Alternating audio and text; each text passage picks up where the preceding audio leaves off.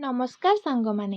ଆପଣମାନେ ଜାଣିଥିବେ କଳା ସଂସ୍କୃତି ହେଉଛି ଭାରତର ମୂଳ ଉତ୍ସ। ଆଜି ଆଧୁନିକତାର ଉହାଡ଼ରେ ପରମ୍ପରା କେଉଁଠି ନା କେଉଁଠି ଲୁଚି ଯାଉଛି। ସେହି ପରମ୍ପରା ମଧ୍ୟରେ କାନ୍ଦଣା ଗୀତ ଅନ୍ୟତମ, ଯାହାକୁ ସାଉଁଟିବା ପାଇଁ ଏହା ମୋର ଛୋଟ ପ୍ରୟାସ। ଯଦି ଭଲ ଲାଗେ ଲାଇକ୍ ସେୟାର ସବସ୍କ୍ରାଇବ୍ ଟିକେ କରିବେ।